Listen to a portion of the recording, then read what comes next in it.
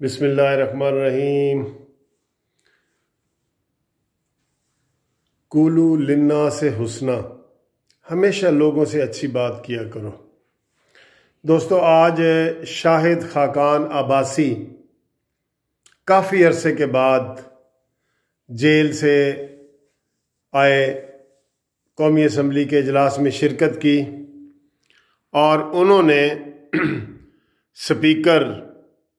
قومی اسمبلی کے سپیکر کی وہ تاریخی چھترول کی، وہ تاریخی حقیقت انہوں نے بیان کی کہ یقین کرو کہ اگر وہ تھوڑا سا بھی سینسیبل ہو تو اس کو استعفیٰ دے دینا چاہیے۔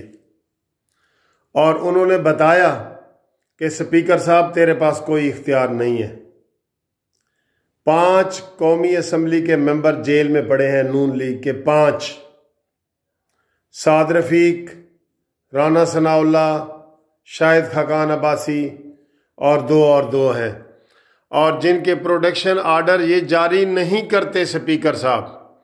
ان کو بار بار کہا گیا کہ یہ تمہارا اختیار ہے، اور یہ آمروں کے دور میں بھی لوگ آتے رہے ہیں، کیونکہ کسی بھی قومی یا صوبائی اسمبلی کے ممبر کو نہ بلانا یہ آئین کی خلاف ورزی ہے۔ آئین میں لکھا ہوا ہے کہ کوئی قومی اسمبلی کا حلقہ ان اٹینڈڈ نہیں ہوگا، اس کا لازمی طور پہ جو ہے اس کی نمائندگی ہوگی، وہ عوام کے مسائل بتائے گا۔ لیکن یہاں دوستو الٹی گنگا بہتی ہے، اور آج وہ شاہد خاقان عباسی کی تاریخی تقریر، جو صرف 10 منٹ کے لیے آئے تھے تقریر کرنے کے لیے، اور انہوں نے وہ تاریخی تقریر کی ہے کہ وہ کئی عرصے تک یاد رہے گی۔ انہوں نے ان کو بتایا، سپیکر صاحب کو، کہ جناب اسد کیسر صاحب کو، کہ جناب علی اسی کرسی پہ فخر امام صاحب بیٹھے ہوتے تھے، جنہوں نے اپنے اختیارات کا استعمال کرتے ہوئے وزیر اعظم کو آنکھیں دکھاتے تھے۔ اسی کرسی پہ معراج محمد خان صاحب بیٹھے ہوتے تھے، جو ہمیشہ یہ کہتے تھے کہ اگر میری بات نہ مانی گئی تو میں استعفیٰ دے دوں گا۔ اسی کرسی پہ یوسف رضا گیلانی صاحب بیٹھا کرتے تھے، جو اصولوں کے طور پہ انہوں نے کیا، اور یہ جمہوریت کا حصہ ہے۔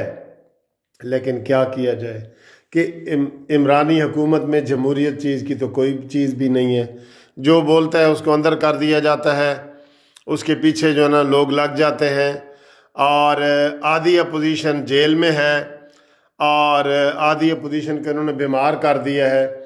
اور میں یہ آپ کو بتا دوں کہ جس طرح آج انہوں نے کہا ہے سپیکر کو کہ سپیکر صاحب یہ تمہارا اختیار ہے، اس میں وزیر اعظم کی یا کسی کی بات نہ مانو۔ رانا ثناء اللہ کو کیوں نہیں ادھر آپ نے اب آج تک پیش کیا؟ کیا وہ سزا یافتہ ہے؟ سعد رفیق کو نہیں بلاتے آپ، اکثر نہیں بلاتے۔ اب شاہد خاقان عباسی نے کہا کہ میں نے آپ کو جیل سے 3 خط لکھے تھے کہ خدا کے لیے اپنے اختیارات کا استعمال کرو، اور قومی اسمبلی کے جو حلقہ ہے اس کے عوام کو بغیر نمائندگی کے اجلاس نہ بلایا جائے۔ اور یہ ہمارے آئین میں، قانون میں ہر جگہ لکھا ہے، اور یہ روایات بھی ہیں۔